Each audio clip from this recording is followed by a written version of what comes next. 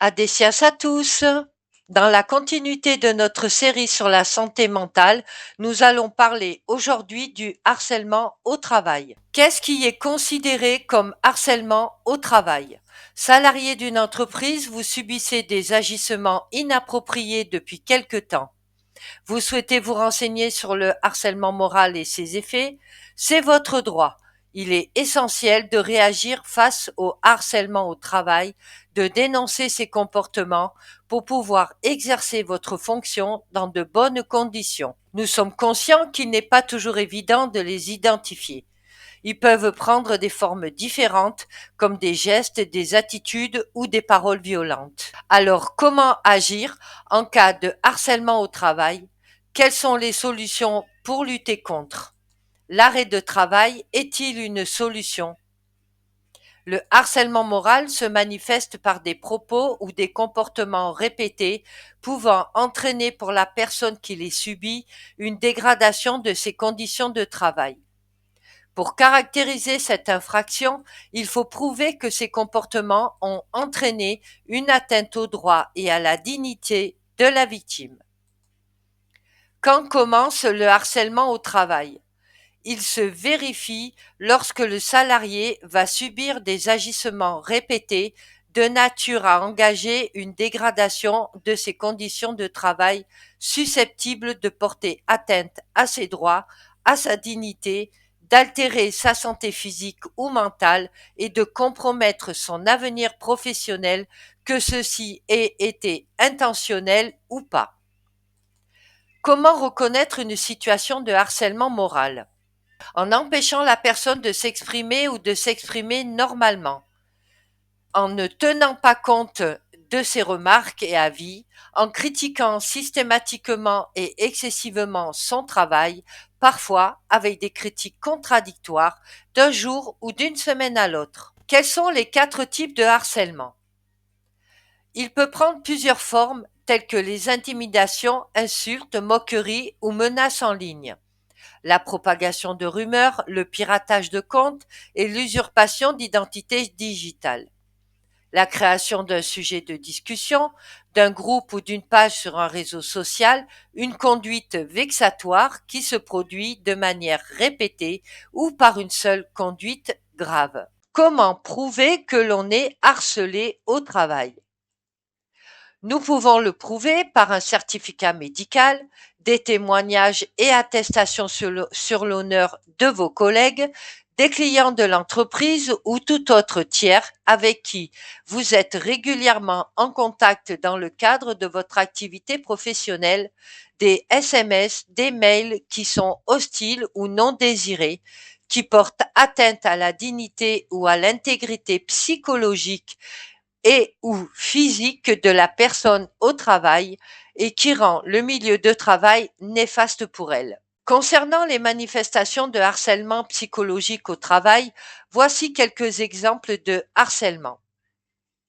Empêcher une personne de s'exprimer en l'interrompant sans cesse, interdire de parler à la personne en l'isolant, ne plus lui adresser la parole, l'ignorer, l'éloigner, la priver des moyens de communication, téléphone, ordinateur, courrier, etc.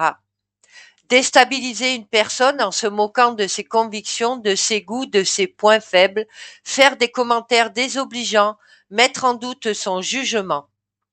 En répandant des rumeurs à son égard, la ridiculiser, l'humilier, l'injurier ou la harceler sexuellement, en la discréditant, c'est ne plus lui donner de tâches à accomplir, lui attribuer des tâches inférieures à ses compétences ou qu'elle n'a pas la capacité de faire, la mettre en échec, simuler des fautes professionnelles, la dénigrer devant les autres.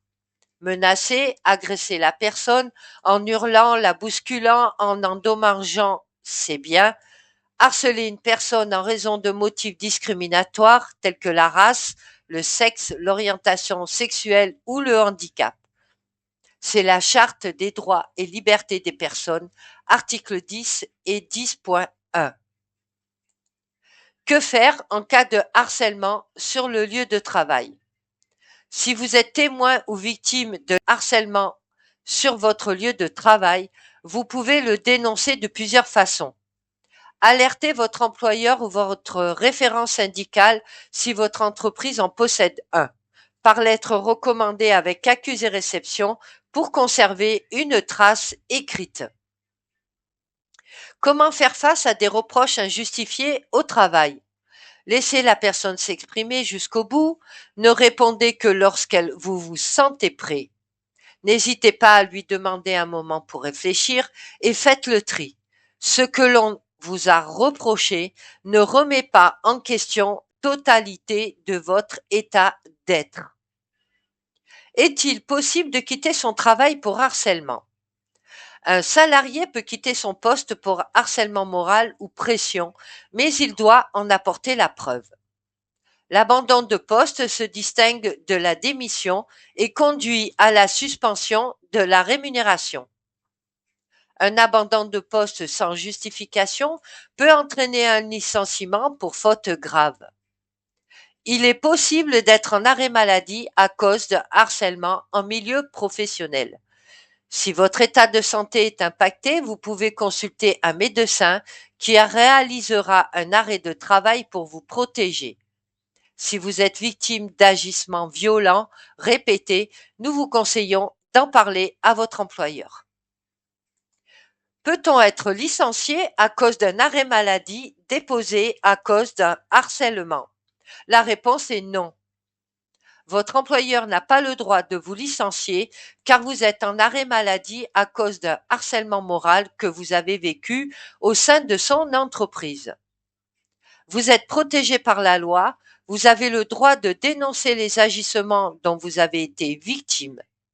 De plus, vous ne serez pas non plus sanctionné si vous décidez de porter plainte. L'employeur est tenu d'une obligation de sécurité envers ses salariés. Il est le garant de leur sécurité physique et mentale. Ainsi, la matière de harcèlement moral, l'employeur doit prévenir les agissements fautifs, les faire cesser et sanctionner l'auteur des faits. Nous espérons que notre chronique a pu vous aider à en apprendre davantage sur les droits d'un salarié subissant un harcèlement moral. Vous souhaitez connaître vos droits en cas d'arrêt maladie suite à un harcèlement moral dans le monde du travail? N'hésitez pas à contacter un professionnel, un inspecteur du travail, un avocat, un médiateur pour vous aider à traverser cette étape. Alors, comment réagir aussi face à un patron harceleur? Je sais que beaucoup de gens se posent la question, donc voici la réponse. Vous pouvez saisir le conseil des prud'hommes même si vous avez déjà déposé plainte. Vous n'êtes pas obligé d'informer votre employeur du dépôt de plainte à l'égard de l'auteur présumé du harcèlement ou de lui-même. Le délai pour saisir le conseil des prud'hommes est de 5 ans à compter des derniers faits de harcèlement, la date du dépôt de plainte faisant foi. Restez avec nous pour la suite de notre chronique.